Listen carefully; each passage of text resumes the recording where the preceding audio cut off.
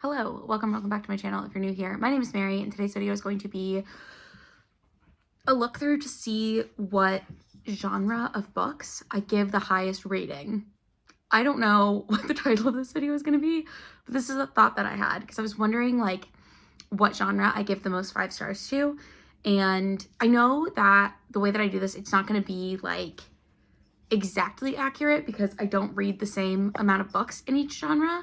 But I do read a pretty wide amount of genres. So how I thought I would structure this video is I'm going to guess first, and then I'm going to go through all of my 5 stars and count based on the genres. I'll do that off camera. You won't have to watch me do that. But I wanted to guess first because I'm curious, you know? I'm just wondering, like, I just don't know. So I guess I've been thinking about this since I came up with this idea for this video. And I feel like I used to read much more fantasy than I did in the last like year or so, or even than I do right now. And I did give a lot of fantasy that I've read 5 stars because I think I've given every Brandon Sanderson book except for like 2 5 stars. And I've read a lot of his backlist. So that's a possibility. I know I've also I've given a bunch of memoirs 5 stars, but I don't know that I've read a significant number of memoirs so much that it would like make nonfiction outweigh other genres. I feel like mystery thrillers, it's not going to be that. They're pretty hit or miss for me.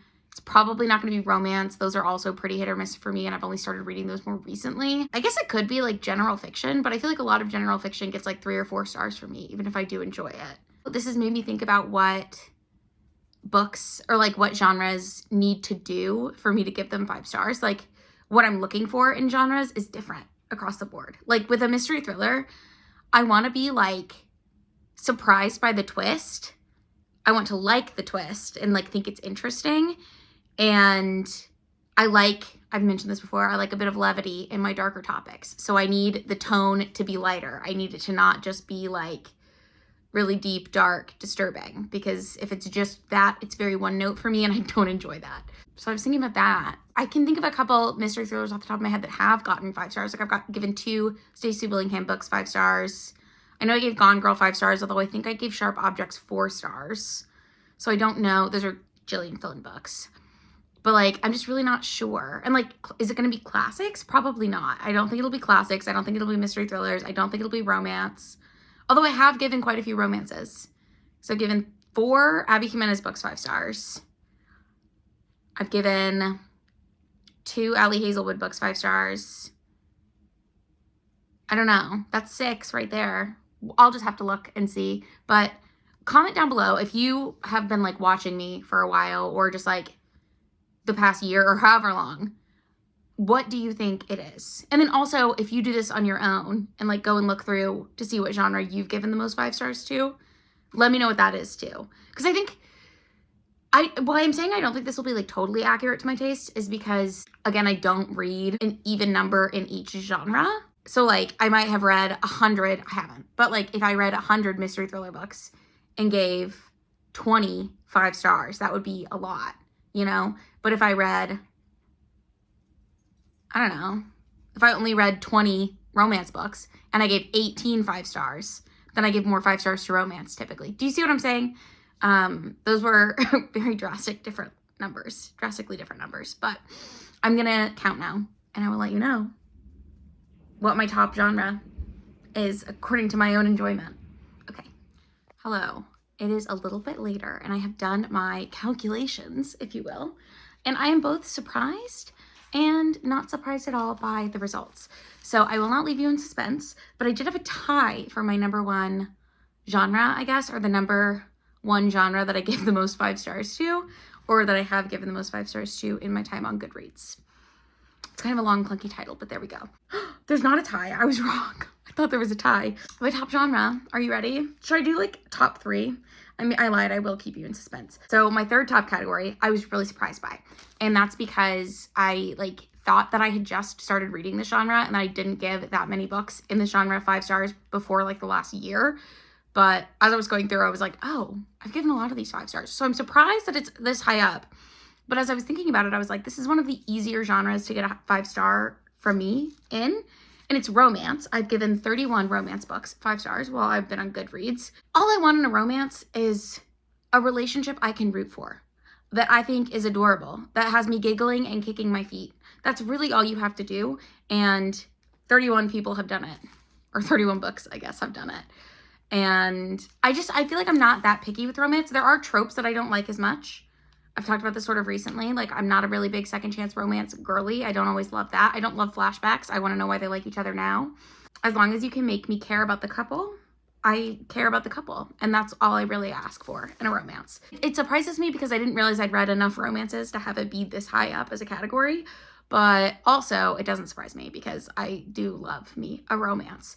My second contender is actually one that's like kind of confusing to me. So it's general fiction / contemporary.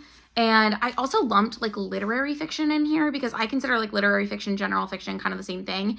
And then I almost feel like I shouldn't have done contemporary in there because I've talked about this before, but like I don't really know the difference between like contemporary, or like for younger kids you call it like realistic fiction, and like general fiction, because they're not exactly the same. There is a different like vibe, but I lumped them together because like I don't consider them the same, but I also do kind of now. I used to not more than I do now, if that makes sense. I hope it does. That was a wild train of thought. But I had 34 general fiction / contemporaries. So I was pleasantly surprised. I thought there were 35. I misread my own handwriting. I don't know how I did that. But my number one genre, do you have a guess? It's fantasy, which I kind of suspected. So I do read a lot of literary fiction, contemporary fiction, whatever, especially more so recently. So I was not surprised that that was that high up. Although I was surprised, I think if I had like separated it from what is like contemporary, which for me is like a book that has a distinct plot, and like general fiction is more like literary to me. I don't know if that makes sense, but anyways.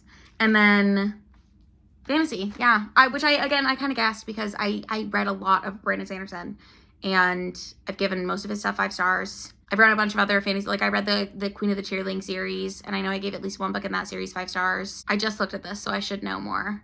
But like 6 of Crows I just read, I gave that 5 stars. Shadow and Bone I gave 5 stars that I read recently.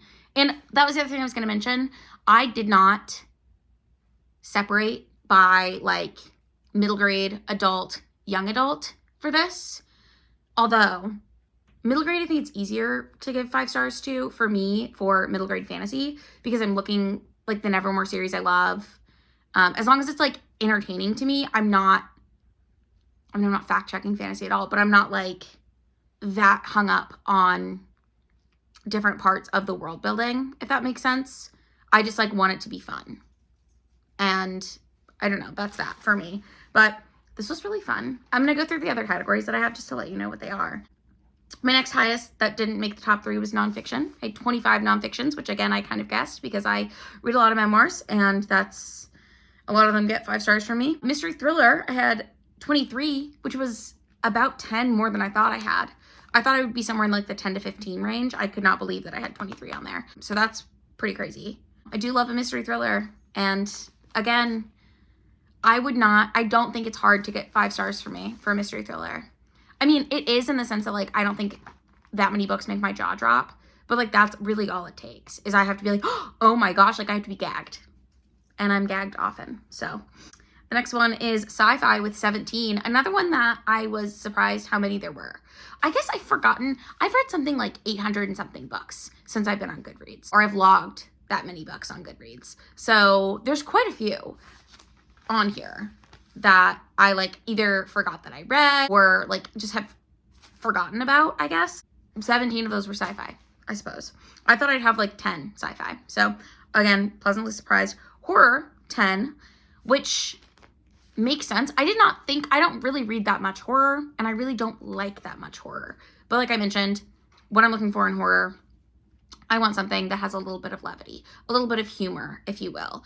I'm thinking like Nat Cassidy, Grady Hendrix, that kind of thing. I also I'm a sucker for like a bitchy heroine in a horror book.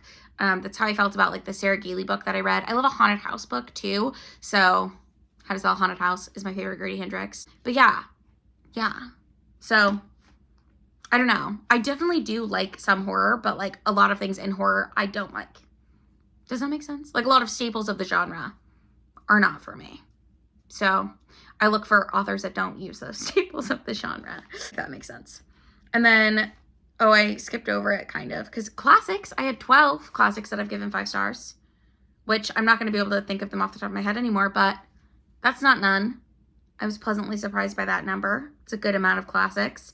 And again, I briefly thought of a classic as like anything that was written before I was born, which was 1995. But I also like, I don't know if that's entirely accurate. I think it's like mostly things that were written before 1995 that aren't like other genre fiction. And that was the other thing I was going to say. Lord of the Rings, classic fantasy. I gave that 5 stars. It's in the fantasy section, not counted in the classic section. 2001: A Space Odyssey is classic sci-fi. It's in the sci-fi section, not the classics section. Classics, I'm thinking like Jane Austen was in the classic section, not the romance section. So I don't know why that is. Is it because I think they're like, I don't know. I'll have to think more on that and decide why I put them where they are. But I thought I would mention that just because. I also have a magical realism. So really, normally, these were books that I didn't know if I should put them in fantasy or if I should put them in contemporary. Because they're contemporary books. They just have like a thing. One of them is The Astonishing Color of After by Emily X. Rappan. It's a contemporary book about a girl whose mom dies. But the magical realism thing is that she keeps seeing a bird that is her mom. Like her mom turned into a bird and now the bird is visiting her. And I looked it up and it's magical realism. And magical realism is technically its own genre. And to be honest, I usually don't like it that much. So I have 2 magical realism books that I've given 5 stars. And then historical fiction, I have 8. So I went really out of order there at the end. Sorry about that if you were a person who wanted that to be in order. It was not. But yeah, historical fiction, 8. I feel pretty good about that number. There are some historical fantasy books that I did not count as historical fiction, and I can't think of any off the top of my head. Oh, Where the Library Hides is set in a particular place and time, but that's more fantasy than historical fiction. I'm sure there are other examples, but yeah, let me know in the comments down below what your like highest rated genre on Goodreads is. Is it also fantasy? Is that surprising? Like, were you surprised? I was a little surprised. I don't know why. I don't know what I thought it would be. I thought it would be like contemporary and general fiction these days, but yeah, I've given fantasy the most 5 stars, more 5 stars than anything else. So that's it. Thank you for watching this video. If you enjoyed it, give it a thumbs up. If you would like to, you can subscribe to my channel because I do post 2 videos every week, and I will see you in the next one. Bye.